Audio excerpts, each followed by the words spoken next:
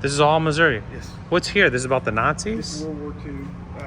These are, a lot of these things are bring back items that soldiers brought home with them. Right, that they confiscated? Yeah. Okay. This flag was captured by the 128th, again, Field Artillery Battery A, which was a St. Louis-based unit. Okay. And you can see in the picture that that's where they captured. That is the flag. And a lot of the signatures were still Missouri guys. Right. There were some Japanese by that point as well, but most of the guys in the battery signed the flag. So those, yeah, that makes sense. So when they took the flag, they signed it. Wow. It says this .32 revolver was purchased by James Mayer for his wife when he learned he was being deployed for World War II. Yeah, he wanted her to have a little protection at home. Makes sense. That's fair. Those are his dog tags. Yep. Huh. So these were, yeah, because these are Nazis, so this is stuff they took. This was, yeah. What do they call it? American soldiers are what I would call inveterate pack rats. Yeah, they would just take things, huh? Yeah, they would take souvenirs. Pistols. Wow, a German double barrel? Yeah, it's a double-barrel flare gun. Wow. That is a piece of equipment. Yeah. Wow. Do you have a favorite gun that you like? Or is there one that stands out to you?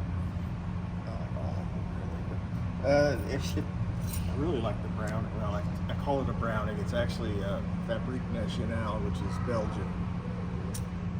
It's Belgian, okay.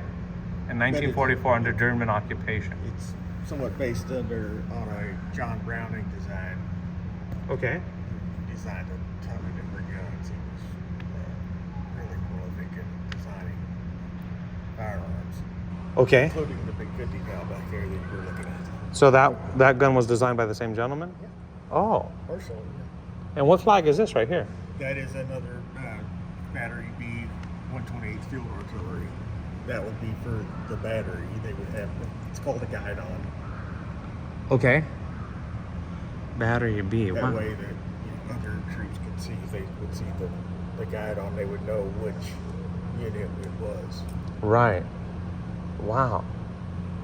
So much here. And this outfit here is just... He was, Lloyd Bills is in the picture there. It's him and his brother. He's on the right. Okay. He was 82nd Airborne, World War II. Okay. Did everything the 82nd Airborne did except jump into Sicily. Okay. He went in by boat. He was there. Okay. Made 3 combat jumps though. Parachute into combat.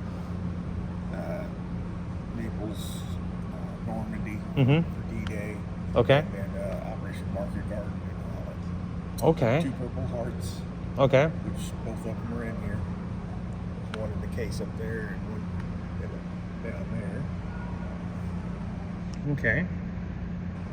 I got to know his widow pretty well. What does the Purple Heart mean again? It's wounds. It's wounds. You're Receiving battle. Yeah. okay.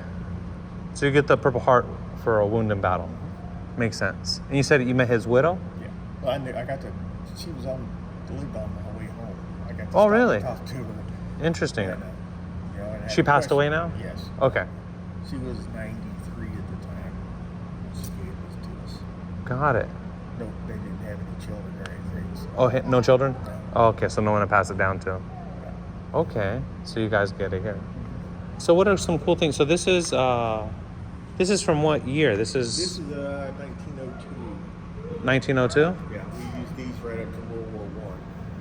So up to World War One, and after that they stopped? Yeah, and when World War One broke out, we used these, which is a French cannon. French cannon? Yeah. Wow. Instead of us shipping these all the way over, the French gave us these when we got there to use. And this is what Harry Truman's battery used in World War One. It's called the French 75. The French 75 was by Harry Truman. Yeah. That was the Harry Truman, the president, right? Yes. Okay. Sometimes people have the same names. At I'm the like, time he was Captain Truman. oh, makes sense. He wasn't president then. Right. Wow. So the French provided these, but prior to that, the U.S. was using. Correct. And this is called what again? It's a M1902 field gun, 3-inch field gun. M1902 field gun. These are the actual bullets? Yeah. Or are they called bullets? Or shells. Shells. That's huge. So that's got to be at Get way bigger than that. really. Yeah. Wow, that's got to be at least maybe 1.5 feet. Wow. Oh yeah, it says 120th Field Artillery History. Wow. Oh, it's organized in St. Louis. Okay. Wow. So that's the breakdown of that. That is definitely a piece of equipment. What is the U.S. use now? We don't use anything like this anymore? Not actually this small. No? They're bigger now? Well, now they're tanks. The 105. Well, there's still truck-drawn artillery. out Really? there. Okay. We share our design with the British. It's the M777. Okay. Interesting. 105 millimeter, and then there's 155 and some bigger stuff as well.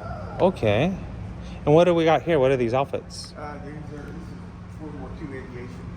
World War II aviation outfits? That's the bomber jackets that the crew would wear.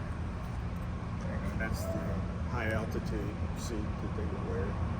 It's interesting. I was at another museum, and it was for the Soviets. It had one of their uniforms. They would use bear leather because it was so cold. Regular leather wouldn't do. So theirs was bear leather. And this is sheep. Sheep. Okay. Shearling lined. Would make sense. You need an animal. The regular jackets, some of them are horsehide. Not strong enough. They're pretty tough, really. Really? But just not real warm Right. because they're not lined. Right. That makes sense. So this. They use horsehide and goat hide. I even saw one with dog. I didn't know they used dog. Not here. It was I forget what country, but they used dog leather. Wouldn't surprise me. Yeah. I think it was China. I saw it. It was dog leather. I was like, yeah. So this is cool. So this is a jacket belonging to B-24 gunner Gregory Leahy. Flying mission from 1943 to 1944 in World War II Germany. That's cool. So most of these items you get, the families just donate them? Yeah. That's really cool. And all the artwork done on the jacket too. Oh, I didn't notice that. So they got like a skeleton with the bomb on it. That's his bomb squadron's insignia. Oh.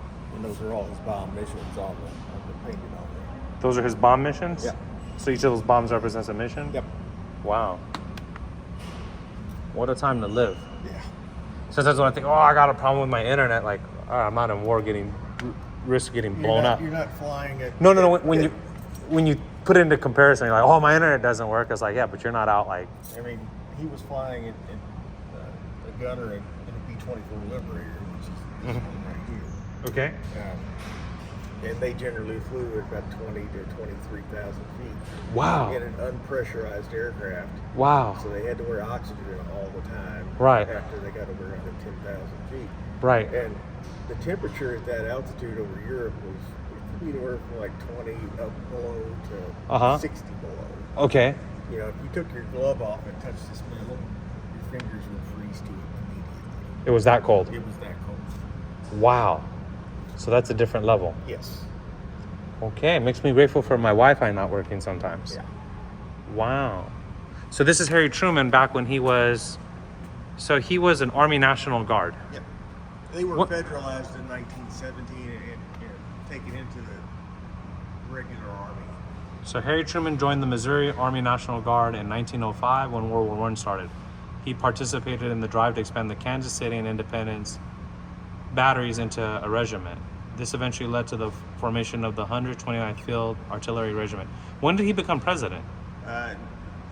When Roosevelt passed. 48. 1945. Okay. So interesting. So he won 2 terms. Yeah. Okay. He finished out Roosevelt's last term, Okay. which he had just won re-election. Okay. Not too long before that, and then he got re-elected for a second term. Oh. So interesting. So, sometimes you forget, like before a lot of these guys were presidents and things, sometimes you forget, like, who were they before? I was reading about Winston Churchill, where he was kidnapped with a group of people by some Batoon, and like how he escaped and how to flee. It was just like, wow. South Africa. That's what got him popular. He led an army of men and